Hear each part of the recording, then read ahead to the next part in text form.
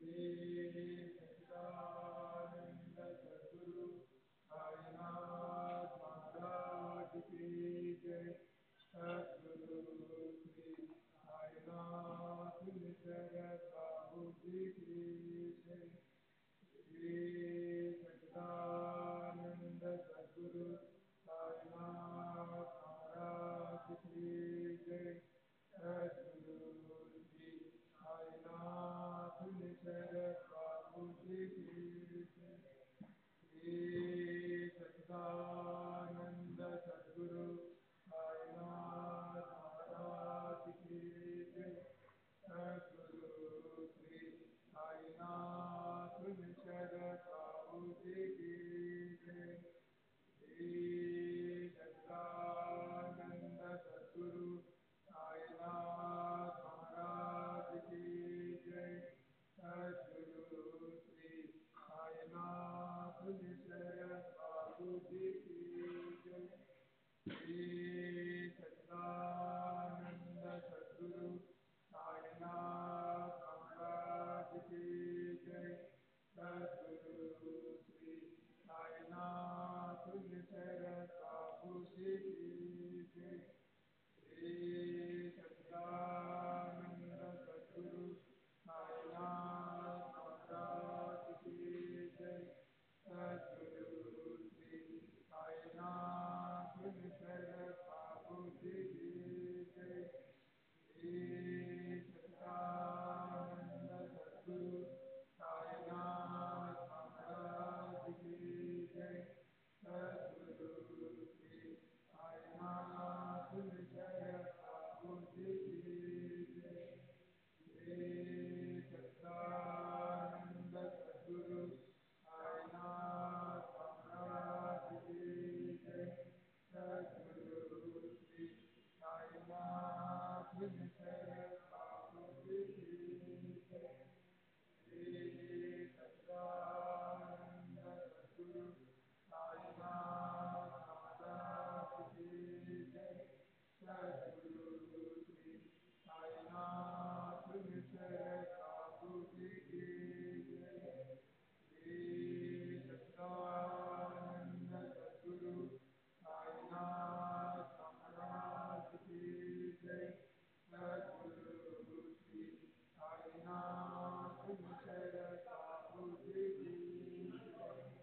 श्री सच्चिदानंद सद्गुरु साईनाथ महाराज की जय।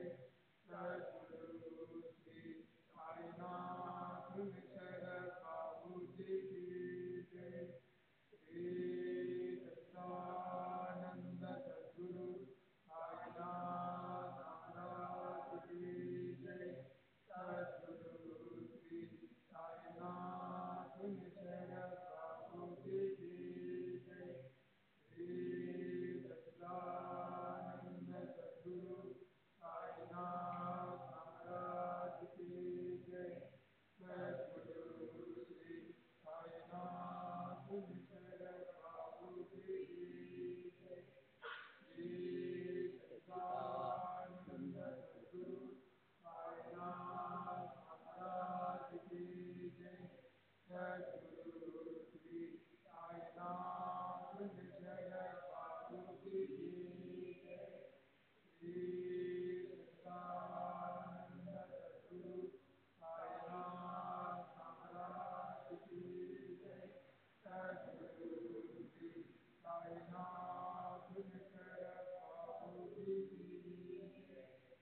श्री सच्चिदानंद सद्गुरु साईनाथ महाराज की जय।